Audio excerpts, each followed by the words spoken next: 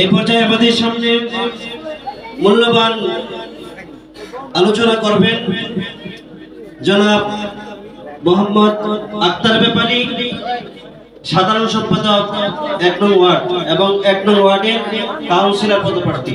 আমি আমার ভাইকে দু একটি কথা বলার জন্য অনুরোধ করছি। বিসমিল্লাহির রহমানির রহিম।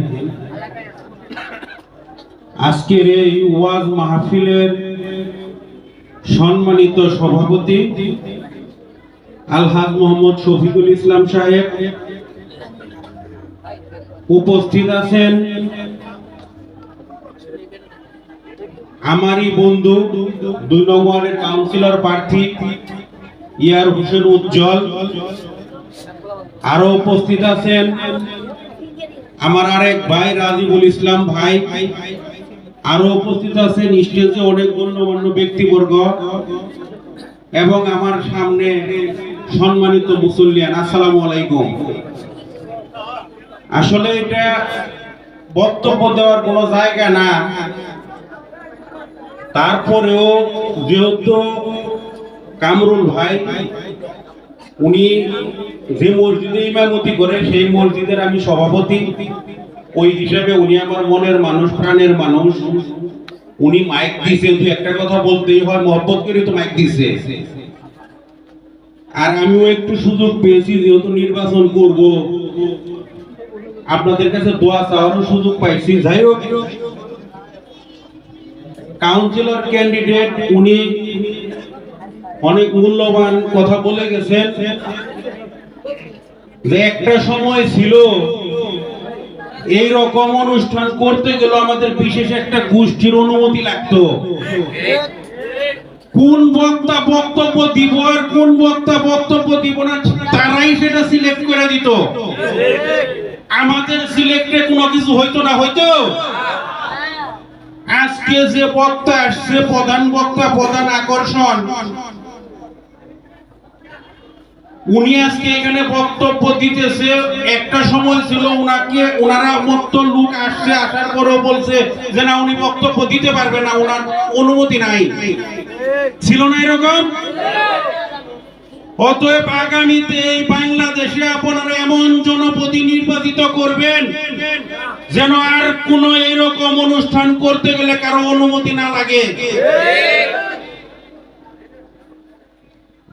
শুধু দুই একটা কথাই বলি, যেহেতু মাইক দিছে বলতে হবে। একটা সময় আমরাও এইভাবে কথা বলতে পারি নাই। আল্লাহর কাছে লাখো কোটি শুকরিয়া, আপনাদের সামনে কথা বলতে পারতেছি। মন আপনাদের কাছে ছিল, মনের খোরাক আপনাদের কাছে ছিল, কিন্তু আপনাদের সামনে আইসা কথা বলতে পারি নাই বা কথা বলতে দেয় নাই। মনে বিশ্বাস ছিল, হৃদয়ে এই বিশ্বাস লালন করছি, ধারণ করছি।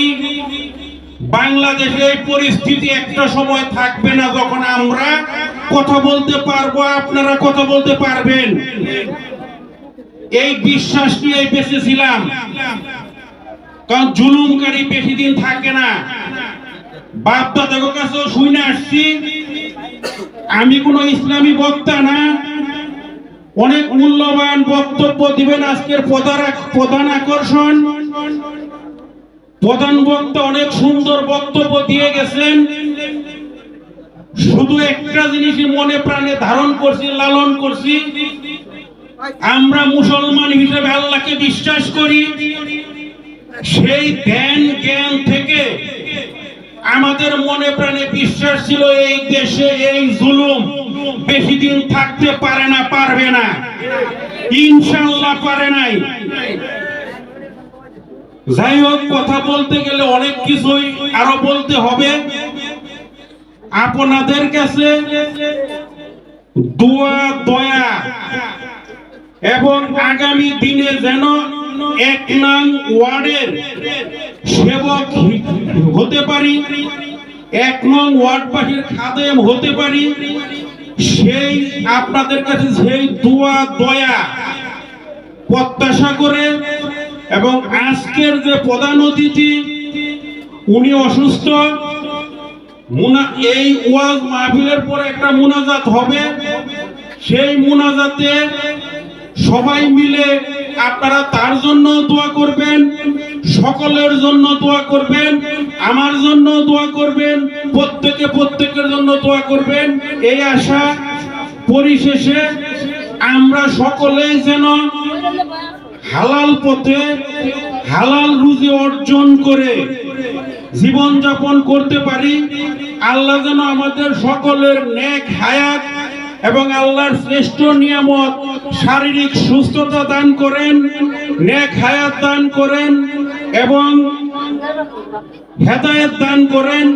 এই আশা এবং প্রত্যাশা ব্যক্ত করে সকলকে সালাম জানিয়ে আবারও এখানে বিদায় নিচ্ছি। আসসালামু আলাইকুম। সকলেই একবার জন্য দোয়া করবো, আল্লাহ যেন আমার ভাইকে 1 নং ওয়ার্ডের নির্বাচিত কমিশনার হিসেবে আমরা দেখতে পাই।